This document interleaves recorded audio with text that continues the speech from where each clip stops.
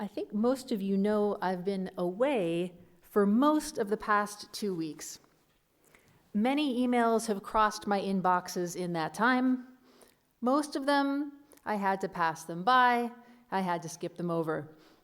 After all, even a rabbi can only do one thing at once, can only be in one place at one time.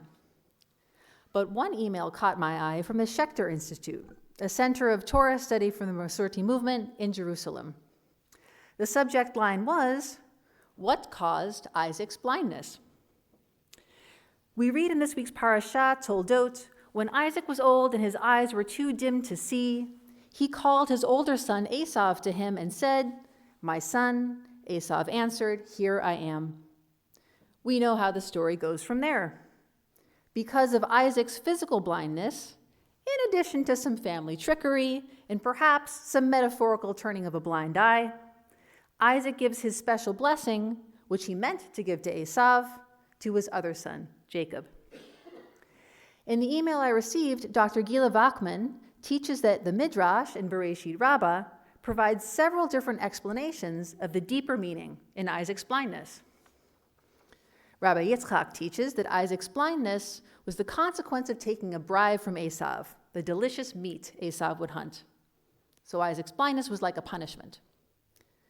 Rabbi Chanina teaches the opposite. Isaac's blindness was a blessing.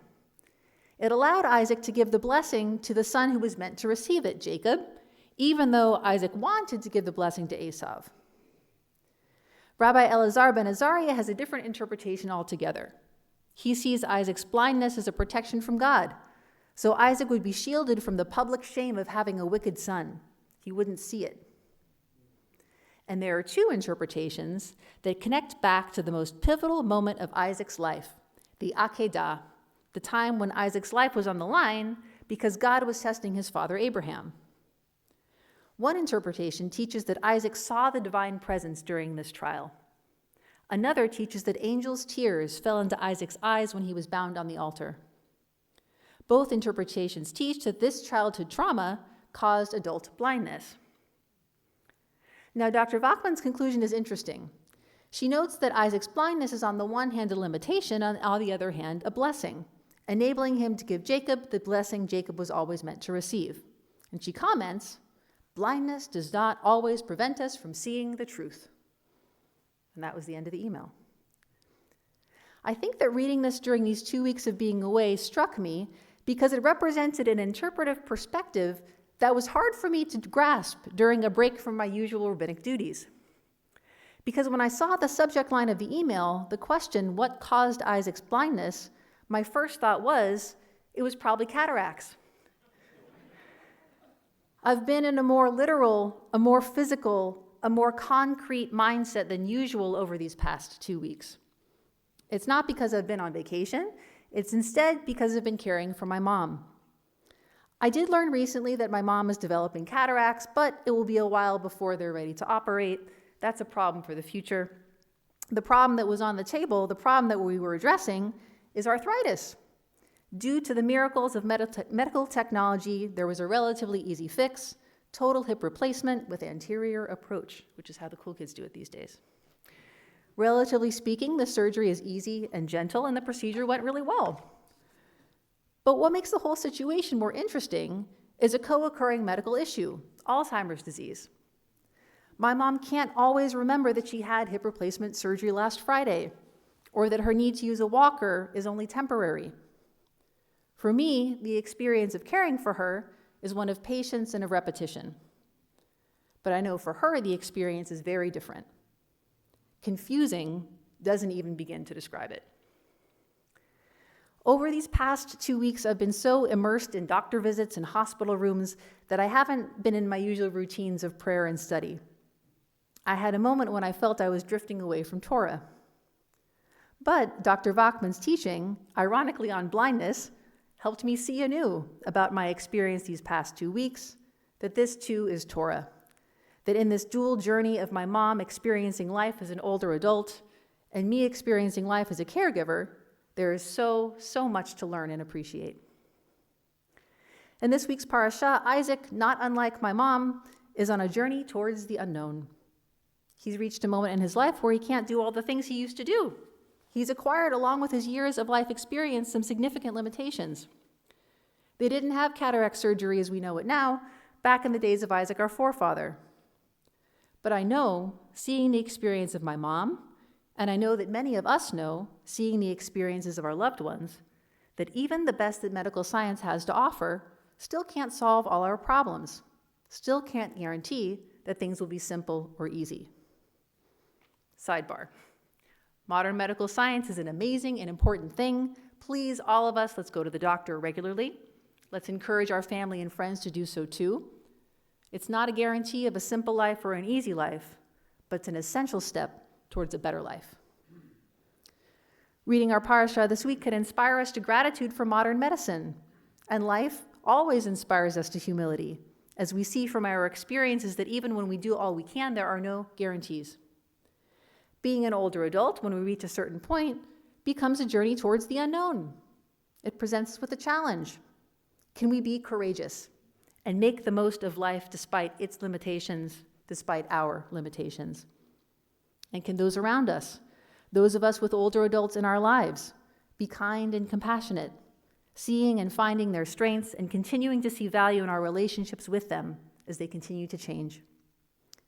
What can we learn from our parasha this week that applies to our relationships with our own parents, our own loved ones? We read in our parasha that Rebekah and Jacob take advantage of Isaac's blindness to get him to do something he doesn't intend to do. In the context of our parasha, in the context of our tradition, we know that their actions were meritorious, despite how it looks, because they allowed the words of God's blessing to Rebekah to be fulfilled. One child shall be mightier than the other, and the older son shall serve the younger. Caregiving gets complicated when the ones we care for can't make the right decisions on their own. Sometimes we have to step in, as Rebekah and Jacob did, to create the outcome that God would want for our loved ones. But it doesn't mean that stepping in this way is simple or easy. So let's acknowledge being a caregiver, a care coordinator, a power of attorney. These things are hard. These things are significant responsibilities. And they can be rewarding, but they're not that glamorous.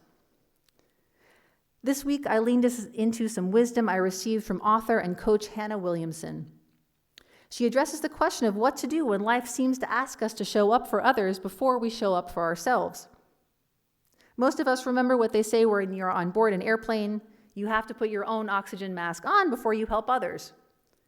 They make it sound so easy in the safety presentation. In everyday life, it is not so cut and dried. Hannah Williamson teaches that when we attend to ourselves first, we're actually better able to show up for the people we love, for the people who need us. Sometimes when we take a stand, hold a boundary, or ask more of others, we can invite them into maturity and resilience, independence and autonomy. We can invite them to be people that we ourselves can need and depend on. And we can protect our own bandwidth, allowing us to maximize our impact. And she teaches, on the other hand, willingness to consider others, work for others, serve others, and love others is what keeps our society functional. We might be leaning too far away from giving to others, when we feel like others must earn or deserve our time and energy, when we fall out of the practice of giving some of our time away as a gift, and when we allow ourselves to sink into feelings of, I just don't want to, when it comes to our loved ones in our community. But if we feel resentful or exhausted, if we feel like someone is always needing us, if we feel like it's all on us to make all our relationships work, we might be leaning too far into service to others. And she shares a couple of disciplines that can help keep us on track. Spoiler alert, if you're here in this room, or if you're here virtually and listening to this, you're already ahead of the game. Discipline 1, be part of an interdependent community. For example, a synagogue. This gives us the opportunity to be needed by others, even when we don't really want to be so needed.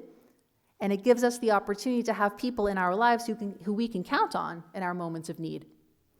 It gives us people in our lives who will still be on our side, even when our ability to show up isn't perfect.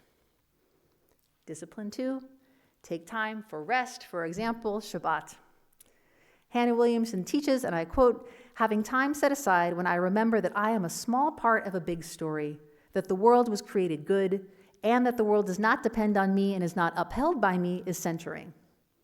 In other words, taking time to reflect allows us to focus on what's important and maximize our impact. And planning time for rest and honoring our own needs gives us the confidence to stretch ourselves towards the need of others. Community and Shabbat.